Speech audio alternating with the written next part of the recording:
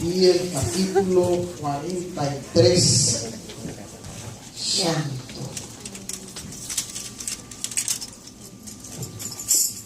Aleluya. Hay presencia de Dios en este lugar. Su gloria, aleluya. Cubrió los cielos y la tierra se llenó de su alabanza. Dice la palabra Ezequiel capítulo 43 y el verso, vamos a ir del 1 al 5. Me llevó luego a la puerta que mira hacia el oriente. Y he aquí la gloria del Dios de Israel, que venía del oriente, y su sonido era como sonido de muchas aguas. Y la tierra resplandecía a causa de su gloria. Y el aspecto de lo que vi era como una visión, como aquella visión que vi cuando vine para destruir la ciudad. Y las visiones eran como la visión que vi junto al río Quebar. Y me postré sobre mi rostro. Y la gloria de Jehová entró en la casa por la vía de la puerta que daba al oriente. Y me alzó el espíritu y me llevó al atrio interior. Y he aquí que la gloria de Jehová llenó la casa. Gracias, Padre. Aleluya, aleluya. Poderoso tú eres, Dios. Glorifícate, Padre, en esta hora. Tú eres santo, digno y para siempre tu misericordia. Recibe gloria y honra en el nombre de Jesús. Amén. Pueden sentarse.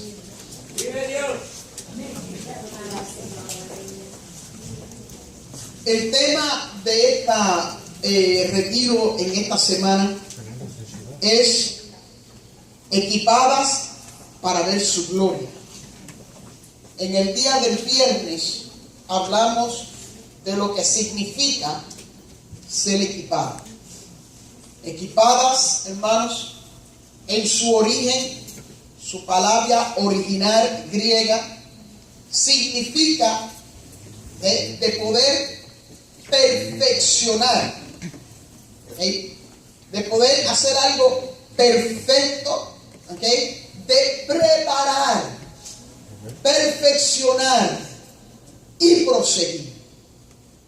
Y no vamos a hablar de lo que hablamos el viernes porque ya eso lo hablamos, pero es bien importante que yo creo que ya a través de lo que sucedió en el día de ayer, ya estamos en la vía correcta, ¿okay? De prepararnos para perfeccionarnos, para proseguir. ¿Para qué? Para entrar en su presencia. El retiro de la P. Preparar, perfeccionar, proseguir para presencia. Presencia que es equivalente a su gloria.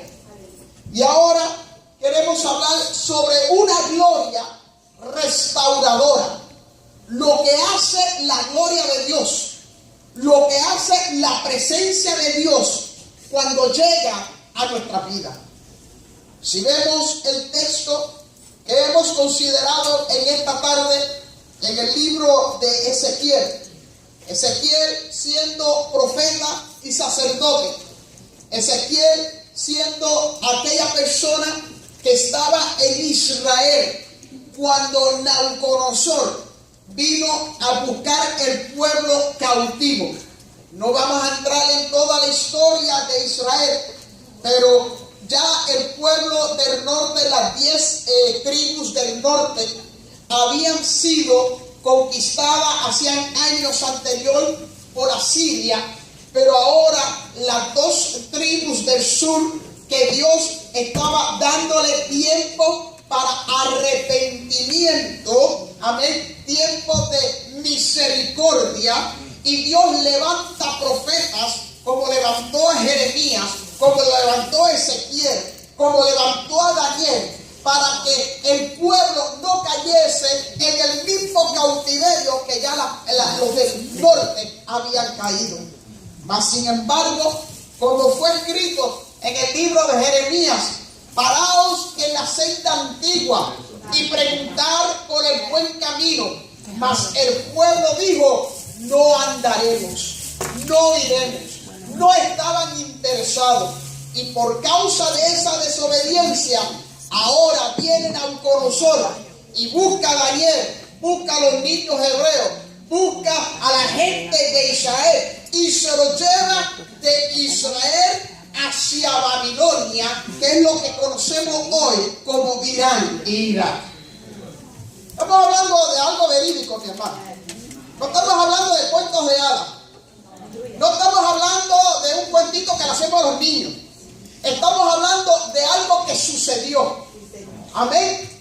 Mas sin embargo, vemos que aquí Ezequiel, que fue uno de los que se lo llevaron cautivo, Ezequiel tuvo el privilegio, por así decirlo, de vivir antes del cautiverio, durante el cautiverio y luego puede visualizar después del cautiverio.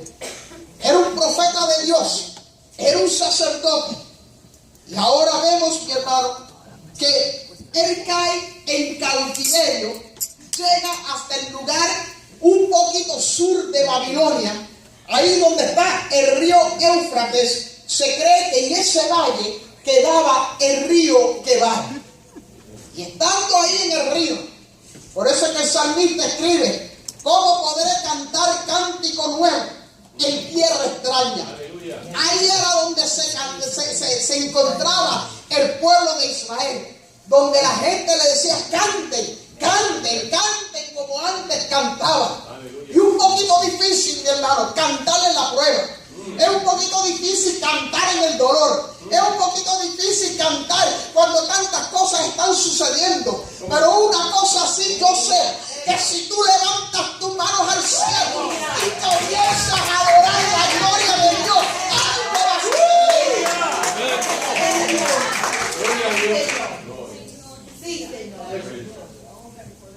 El escenario más triste lo vio Ezequiel en una visión.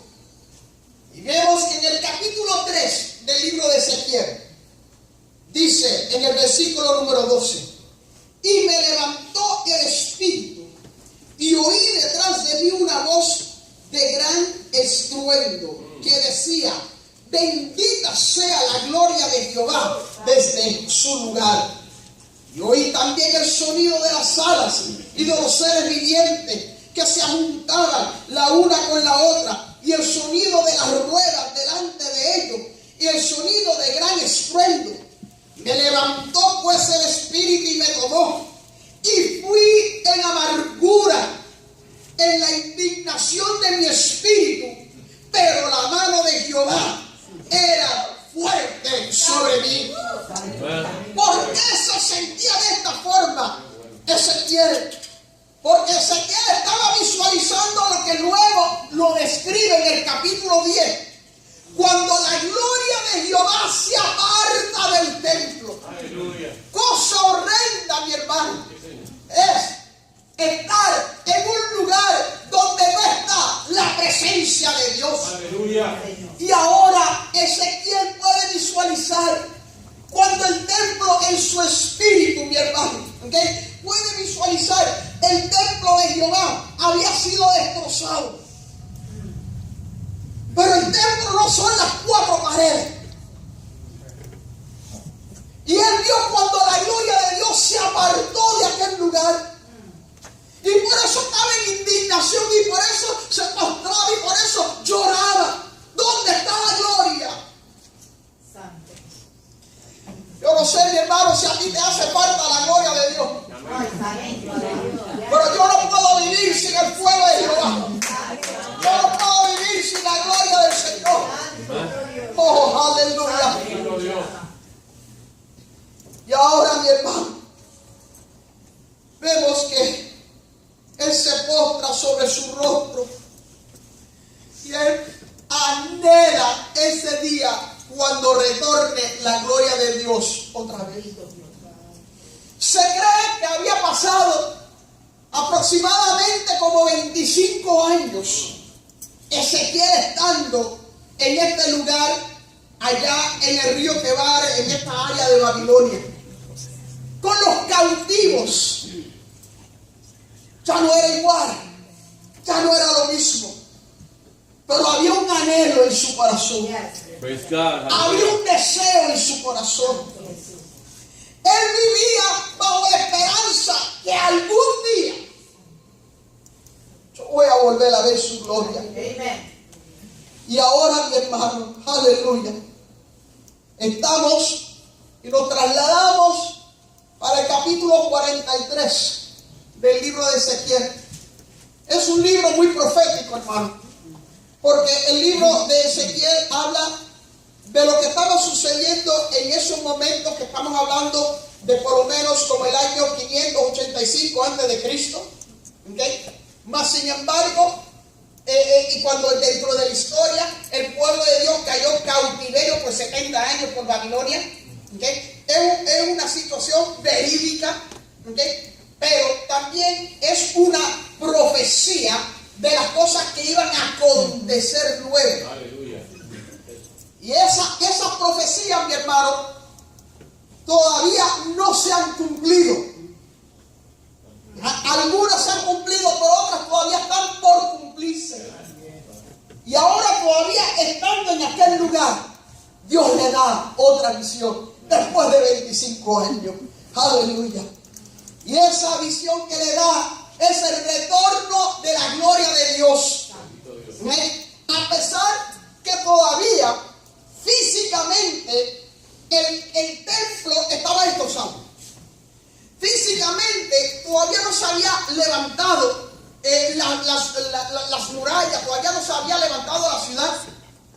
Físicamente estamos hablando que todavía faltaba por lo menos como algunos 60 o algo de años, ¿okay? Para que retornara Zorobabel y retornara Esdras y retornaba Ageo para volver a levantar el templo de Dios. Pero a pesar que físicamente el templo estaba destrozado, pero todavía en aquel lugar era el lugar santo, era el monte de Jehová, era el monte de Sión, era el monte donde Dios había tocado a los hombres, era el monte donde Dios se había revelado. Mire, mi hermano, en este monte fue el monte donde Dios habló con Abraham y le dijo a Abraham: toma tu hijo y sube al monte y sacrifícalo. Y Abraham toma a su hijo y se fue para el monte. Y cuando llega a aquel lugar, en el camino, el niño le dice: papá, ¿okay? Es aquí la leña, papá, es aquí el fuego, pero ¿y el cordero dónde está? Él no sabía que él era el cordero. Aleluya. Yo me imagino que como padre, ¿cómo se podía haber sentido Abraham? Mas sin embargo, Abraham llegó hasta el monte. Y ahí en ese lugar donde iba a sacrificar a Abraham a su hijo, ese era el lugar santísimo, donde se levantó el templo de Jehová. Amén. Y ahí en ese lugar, mi hermano, ya usted sabe la historia, cuando está ya listo para sacrificar al niño, y el Señor le dijo: Abraham, no lo hagas. Solo quería ver cuál era tu obediencia.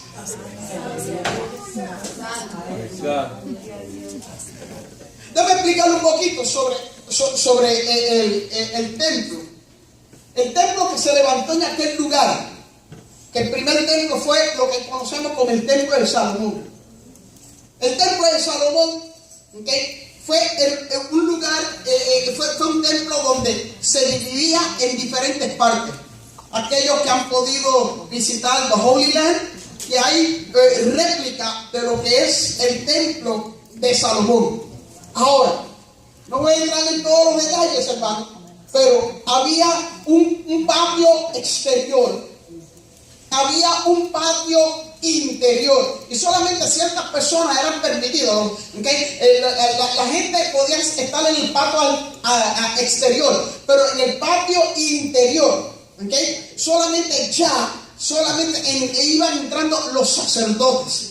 ¿Okay? Y entonces ahí encontramos, hermanos, de que había diferentes muebles que todos tenían su significado. Y tenía el altar del sacrificio, donde se sacrificaba todos los años, se sacrificaba por el pecado del hombre, ¿okay? Y luego la sangre de ese sacrificio, el sumo sacerdote lo llevaba al lugar, no al lugar santo, sino al lugar santísimo, donde se encontraba el arca. ¿Okay? Y ahí con su sangre, ¿okay? Las cuatro esquinas. Y ese hombre tenía que estar santificado, porque si no moría ahí mismo. Le ponía un cordoncito, por si acaso, y una campanita en su vestido, por si acaso no escuchaba. Y si no escuchaba la campanita, había que sacarlo. Y había todo un proceso, y para eso hay que leer las escrituras, porque es un proceso que empezó desde el tiempo de salir de Egipto a través del desierto, del tabernáculo. Entonces el tabernáculo, cuando entran a la tierra prometida, ahí levanta entonces el templo a Jehová. Aleluya. Tenían la mesa del pan. Tenía la mesa del candelabro, de las luces. Tenía la mesa del incienso.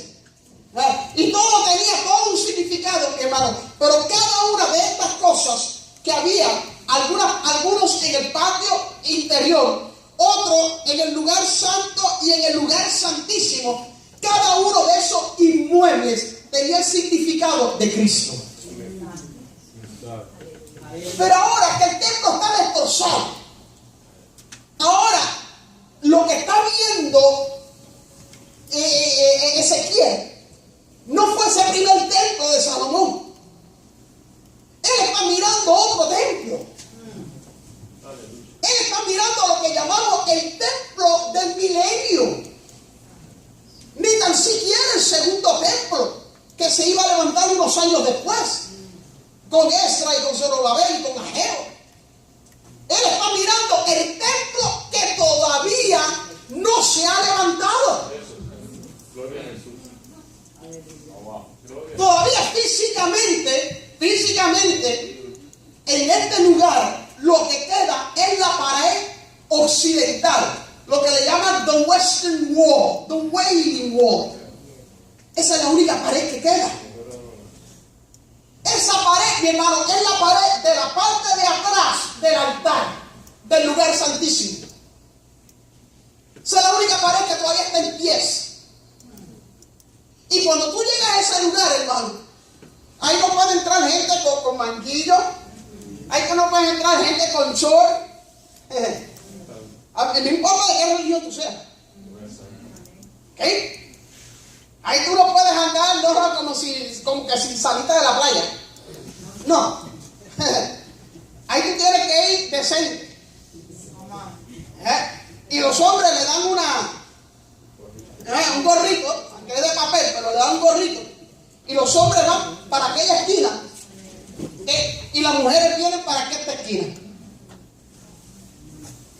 Y ahí van los judíos 3 veces al día, diariamente, a orar. Y suena una bocina en Israel, en Jerusalén. Y ese es el tiempo donde todos van hacia esta pared. Hay dos tipos de bocinas. Están los de musulmanes que la suenan 5 veces, pero están los de los judíos. Y ahí, hermano, un silencio mortal. Una reverencia. Y solamente es una pared. Santo. Pero esa pared que es the Western Wall, ¿okay? Esa pared que es la parte de atrás del templo, ¿okay? Todavía entonces, esta otra pared de aquí, ¿okay? Que es la del sur, y más allá de esa pared que todavía no existe, más allá está el valle, y ese valle está seco. Y después de ese valle está el monte de los olivos. Entonces tú te paras en el Monte de los Olivos y tú puedes ver la pared. Yo quiero que usted pueda visualizar todo esto. Y cuando yo fui, que hace 15 años atrás, ya habían empezado a reconstruir la parte del sur. Pero la del este es en el otro lado de allá. ¿Ok? Y la del norte todavía no la pueden construir porque ahí está la mezquita musulmana. Mira, mi hermano, cuando tú empieces a escuchar, porque eso es lo próximo que se va. Un día de esto, que usted escuche que una bomba explotó la mezquita, entiéndase, que pronto está la trompeta personal. Porque en ese lugar se va a levantar el templo que Ezequiel vio. Aleluya. Y ahí en el capítulo 43 ya él vio la gloria restauradora, la gloria que te levanta, la gloria que te transforma, la gloria de Dios que nadie puede deshacer de él. Podrán destruir las paredes, podrán destruir el templo, pero la gloria de Dios no hay quien la destruya. Bendito sea Dios.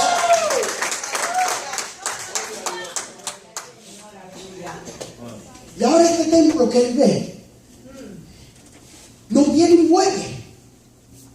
Lo único que tiene es un altar de madera en el atrio interior.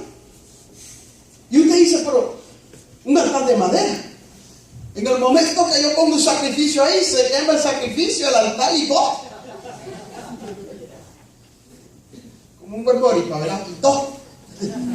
Todo. Se quema. ¿Por qué entonces un altar de madera? Porque, mi hermano, ya no es en ese templo, ya no es necesario el sacrificio. En ese templo el altar solamente era un recordatorio de un sacrificio por siempre. Es un recordatorio que Cristo es el sacrificio. No había la mesa del pan porque yo soy el pan de vida. No había la mesa del candelero porque yo soy la luz del mundo. Bendito sea la gloria de Dios. No era necesario, hermano. No era necesario.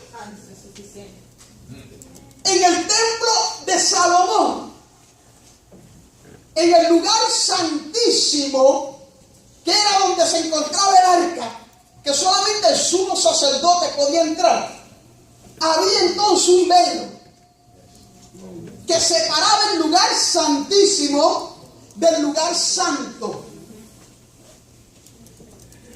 Pero el día que Cristo murió, aleluya, se agrietó, mi hermano, el velo. Se rompió el velo. Ya no hay acceso. Ahora todos podemos entrar al lugar santísimo. Es decir, que Él nos ha santificado por su sangre. Amén. Vamos hablando, mi hermano, equipando. Él ya te está preparando. Él ya te está perfeccionando con la sangre del Cordero. Para proseguir, para entrar al lugar santísimo, para entrar a la gloria de Jehová. Para entrar a la presencia. Y ahora Ezequiel.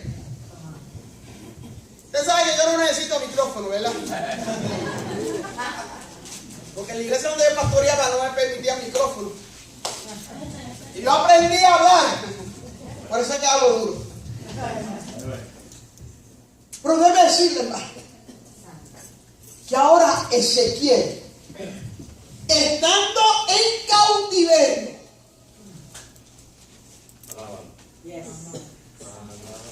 comienza a visualizar un templo milenial. Y dice, wow.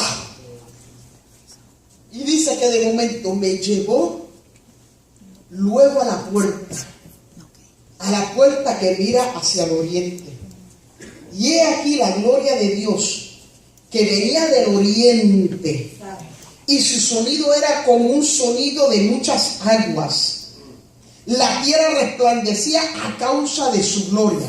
Esta es la visión que él está teniendo.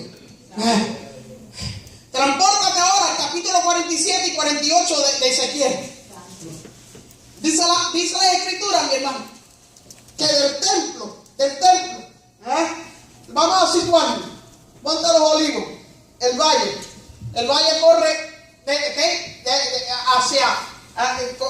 hacia de norte hacia el sur. Allá ese es el oeste, este es el oriente, el occidental oriental, es decir, oeste-este. Mire, y ahora dice la escritura que del templo salían aguas. Y las aguas se movían porque este templo estaba elevado. Este templo, cuando tú entrabas al lugar santo, tenías que subir 7 escalones al atrio exterior. Cuando entrabas al atrio interior, tenías que subir 8 escalones más. Ya eran 15. Y cuando entraba al lugar santo, tenías que subir 10 escalones más. Entonces, en el lugar santo y el lugar santísimo, que ahora es accesible a todos, de ahí salían las aguas. Del oriente hacia el oeste. Porque hacia el oeste. Entonces, déjame situarme. No, ¿ok? Del occidente, pues, del occidente, y ese es el oriente. ¿Ok? Entonces, ese es el sur y este es el norte. Y salían las aguas, y decir que las aguas entonces corrían hacia aquella esquina, ¿ok? Que viene siendo hacia el sur, occidental, y ahí corrían las aguas, hermano. ¿Ok? Y las aguas se iban bajando hasta llegar al mar muerto.